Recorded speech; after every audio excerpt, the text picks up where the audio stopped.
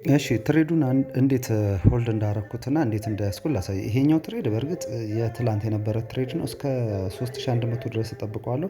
ከዛም በላይ ሊሄድ ይችላል። ጎልድ አሁን ላይ ይመለሳል ብዬ አላስብም ባለው ማርኬት።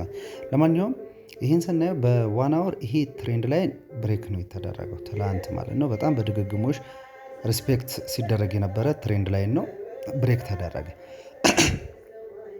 ይሄ ብሬክ ከተደረገ በኋላ ምንድነው የምናደርገው? ብዙ ጊዜ ትሬንድ ላይኖች ላይ ዞን ነው የምናወጣው። ይሄ ሬዚስታንሳችን ዞን የነበረ ነው። ከዛ እዚች ጋር ደግሞ ዋን አወር ላይ እንደምታዩት ከሆነ ሌላ ዞን አለች። እሷ ዞን ብሬክ እስካልተደረገች ድረስ ወደ ታች ሴልን አልጠብቅም። ከዛ ኋላ ካየው ትላንት አመሻሽ ላይ ነው ይሄኛው ሰዓት ላይ 30:45 ድረስ ማርኬቱ ይሄዳል ብዬክ ነበረ። በዚህ ሰዓት ላይ አዎ እንደዛ ይሄዳል። ከዛ ኋላ እዚህ ጋር ዞናችን የነበረችዋን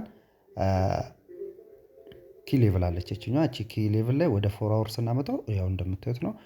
ከዛ ኋላ ላስትሊ የተፈጠረውን 4 አወር ፌብስ ዘረጋለት እንደዚህ ሰጠኝ። እዚች ጋር ሪትሬስመንት ያጋጥመኛል ብዬ ጠብቅ ነበር። በ4 አወር አዎ ሪትሬስ አድርጓል። እሱ ሪትሬስ ስላደረገ ዛሬ የገባንበት አሁን ቀይ መስመር ያደረግነው ዛሬ የገባሁበት ነው።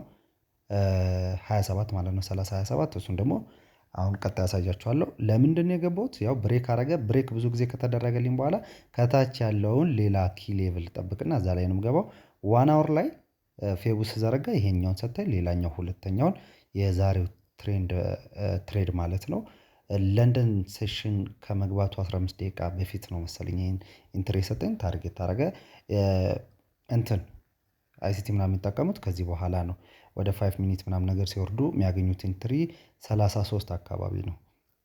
23:33 አካባቢ እነሱ ኢንተር ማድረግ ይችሉ ነበረ።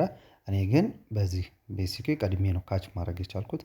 በዚህ መንገድ ነው ማርኬቱን ያየሁበት መንገድ። ቴንኪው